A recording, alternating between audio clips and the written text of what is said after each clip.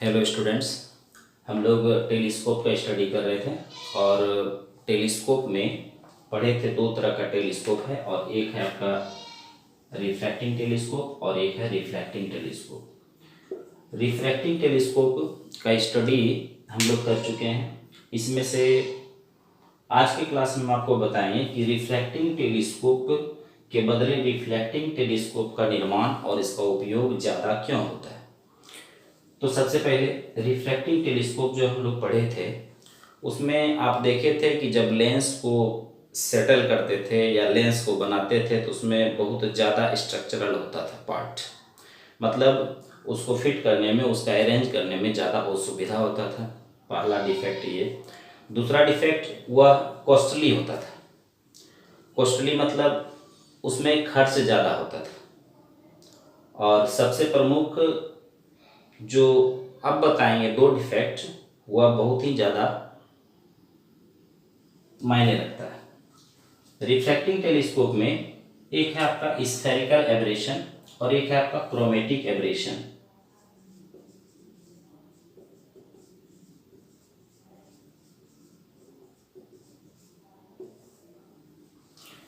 Spherical aberration और chromatic aberration, ये दोनों डिफेक्ट ऐसा है जिसके कारण रिफ्रैक्टिंग टेलीस्कोप के द्वारा दूर के वस्तुओं का जो प्रतिबिंब बनाया जाता था, दूर के वस्तुओं का पास में जो प्रतिबिंब बनाया जाता था उसका स्टडी करने में परेशानी होता था। क्योंकि स्फेरिकल डिफेक्ट एक ऐसा डिफेक्ट है जो कि किसी भी वस्तु का जो प्रतिबिंब बनाता था टेलीस्कोप, वह अस्पष्ट हो जाता था। इसका कारण है, आप जानते हैं कि टेलीस्कोप द्वारा बहुत दूर स्थित वस्तुओं का नज़दीक में प्रतिबिंब बना करके उसका स्टडी किया जाता है। अब बहुत दूर जो वस्तु है जैसे मून, जैसे स्टार, अगर इसका स्टडी करना हो और उसमें प्रतिबिंब अस्पष्ट बने तो उस स्थिति में उसका स्टडी करना पॉसिबल होता है, लेकिन उसमें बहुत सारा परेशानी होता है। अब देखिए परेशानी क्या है। दूर से जो पैरेलल रे आती है, समांतर किरणें, वह लेंस पर पहले आती है। लेंस पर जब वह समांतर किरण आती है तो लेंस के अलग अलग भाग पर पड़ती है। जैसे देखिए ये आपका पैरेलल लाइन है, पैरेलल लाइट रे है। पैरेलल लाइट रे जब इस लेंस पर आ रही है तो इसमें आप देखिए कुछ रे ऐसा है जो कि एक्सिस के बहुत करीब है, कुछ रे ऐसा है जो कि एक्सिस से दूर है। तो जो एक्सिस से नजदीक है, ये जो अक्ष है एक्सिस, इसके जो नियरली रे है, नजदीक है जो किरण, इससे अपवर्तन के बाद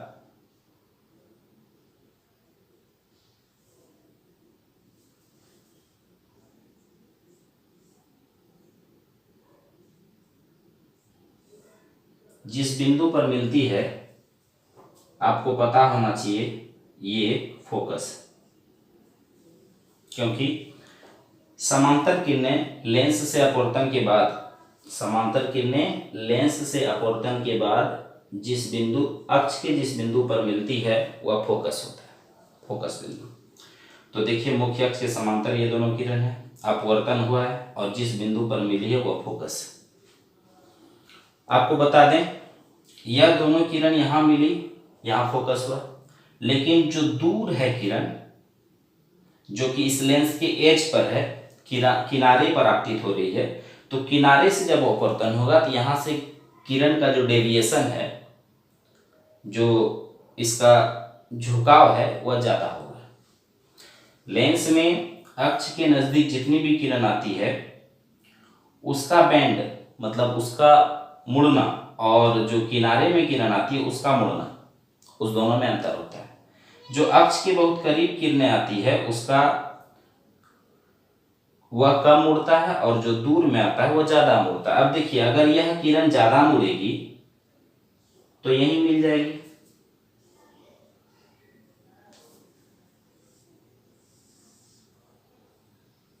अगर यहां मिलती है तो इसका मतलब अब तो फोकस यहां हो गया। तो इस स्थिति में जरा ध्यान से देखिए, ये जो अक्ष से दूर दूर किरण आ रही है उसका फोकस पहले मिल रहा है, और जो अक्ष के नजदीक से किरण आ रही है उसका फोकस दूर में मिल रहा है। इसका मतलब है एक ही लेंस का अलग अलग फोकस हो रहा है। इसीलिए याद कीजिए, हम लोग जब भी लेंस का यूज कहीं करते हैं तो उसमें हम लोग बताते हैं कि लेंस पतला रहना चाहिए, लेंस छोटा होना चाहिए। कारण लेंस जितना बड़ा होगा, जितना बड़ा होगा उस पर किरण ज़्यादा से ज़्यादा आएगी, और ज़्यादा से ज़्यादा किरण जब आएगी तो उस स्थिति में फोकस अलग अलग बिंदु पर होगा। इसके कारण जो ऑब्जेक्ट है उसका प्रतिबिंब स्पष्ट नहीं होगा, क्योंकि अलग अलग फोकस हो रहा है। इसीलिए उसका क्लियर इमेज नहीं बनेगा, स्पष्ट प्रतिबिंब नहीं बनेगा, और इसी दोष को हम लोग कहते हैं स्फेरिकल एबरेशन, गोलीय विपथन।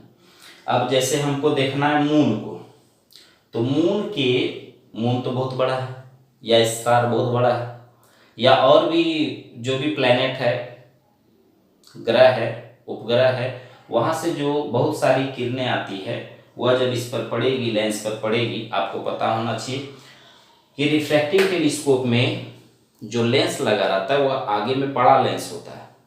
अब जब बड़ा लेंस रहेगा तो स्वाभाविक है इस पर जो किरण आएगी इसका फोकस अलग अलग होगा। ऐसे स्थिति में उसका स्पष्ट प्रतिबिंब नहीं बनेगा, जिससे उसका स्टडी करने में परेशानी होगा। इसी डिफेक्ट को हम लोग कहते हैं स्फेरिकल एबरेशन। ये आपका एक ही लेंस, लेकिन किरण जो नजदीक, हाँ, जो किरणें नजदीक से आती है उसका एक नाम है जिसको हम लोग पैरेक्सियल कहते हैं, पैरेक्सियल रे, और जो दूर में आती है उसको मार्जिनल रे बोला जाता है।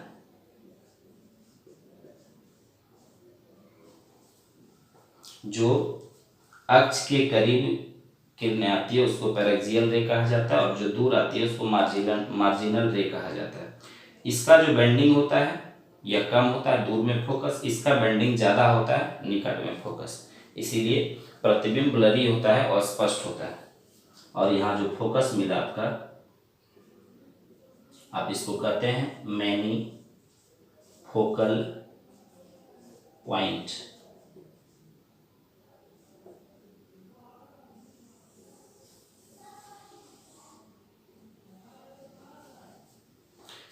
हिंदी में लिखिएगा अनेक फोकस बिंदु।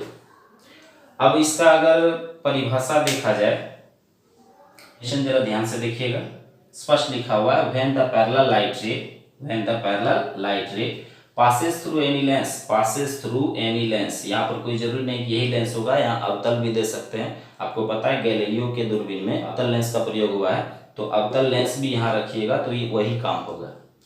तो when the parallel light ray passes through any lens, then the result is manifocal length, which produce a blurry image. This defect यानी यह जो डिफेक्ट हुआ लेंस का, अब आप टेलीस्कोप के लिए लिख रहे हैं तो लेंस के बदले आप टेलीस्कोप भी लिख सकते हैं, इसलिए ब्रैकेट में टेलीस्कोप भी लिखें। Is called spherical aberration. Hindi में लिखिएगा तो जब समांतर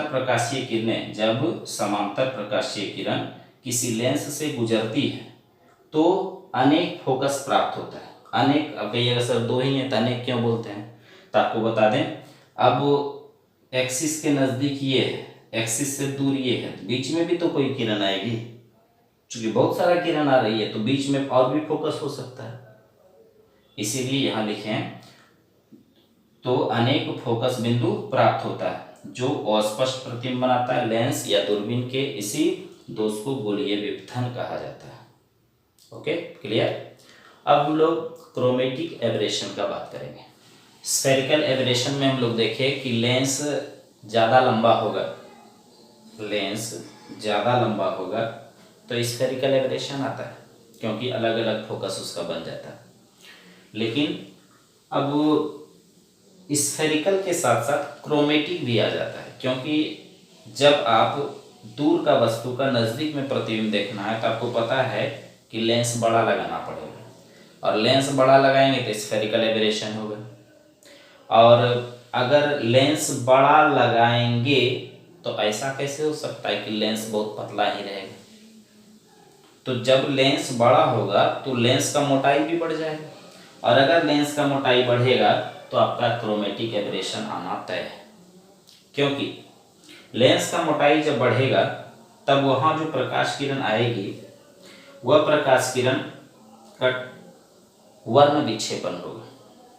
प्रकाश का वर्ण विक्षेपण मतलब यहाँ से प्रकाश किरण अलग अलग कलर में बंटने लगेगी। आपको पता है कि व्हाइट लाइट में, श्वेत प्रकाश में 7 वर्ण होता है, उसमें 7 कलर होता है। तो लेंस की मोटाई के बढ़ने के कारण डिस्पर्सन होगा, वर्ण विक्षेपन। और वैसे स्थिति में आपको पता है, आप लोग पहले से भी जानते हैं कि अगर किसी प्रिज्म से व्हाइट लाइट यानी श्वेत प्रकाश को गुजारा जाए तो वह 7 वर्ण में बट जाएगा, 7 कलर उसमें आ जाएगा। और सबसे उसमें कम उड़ती है रेड, सबसे कम रेड मुड़ती है और सबसे ज़्यादा वॉयलेट। तो सबसे कम रेड मुड़ती है, तो यहाँ चूंकि लेंस का मोटाई अधिक हो गया है तो यहाँ भी क्या होगा कि प्रकाश किरण यानी श्वेत प्रकाश जो आ रही है उसमें वह 7 वर्णों में बढ़ जाएगा, और 7 वर्णों में सबसे ऊपर यानी सबसे कम उड़ने वाला रेड है, ये सबसे कम उड़ेगा।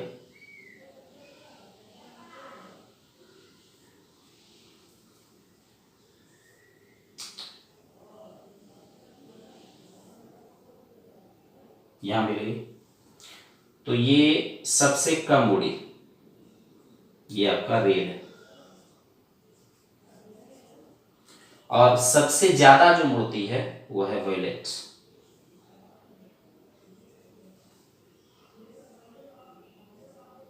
ये आपका वॉयलेट। अब कहिएगा सर बाकी कलर बीच में आएगा। तो देखिए इसमें क्या होगा। अब जैसे मान लेते हैं कि हमको स्टार को देखना है या किसी प्लेनेट को देखना है, ग्रह को, सपोज आपको मार्स को देखना है, मंगल। अब वहां से जो व्हाइट लाइट आएगी तो यह यहाँ से 7 वर्णों में बटेगी। तो वहां जो कलर है उसके आसपास, चूंकि व्हाइट लाइट 7 कलर में बढ़ जाएगा तो उसके आसपास और भी कलर दिखने लगेगा। ऐसे स्थिति में वहां के किसी भी ऑब्जेक्ट का स्पष्ट रूप से स्टडी करना, क्लियरली रूप से उसका स्टडी करना संभव नहीं है। ऐसे स्थिति में रिफ्रैक्टिंग टेलीस्कोप के बदले रिफ्लेक्टिंग टेलीस्कोप का निर्माण किया गया, ताकि उसमें स्पष्ट रूप से प्रतिबिंब बने और हम लोग साफ साफ उसका स्टडी कर सकें, क्लियरली स्टडी कर सकें। अब ध्यान दीजिएगा, इसका अगर डिफिनेशन देखें तो डिफिनेशन स्पष्ट रूप से है, व्हेन द पैरेलल लाइट रे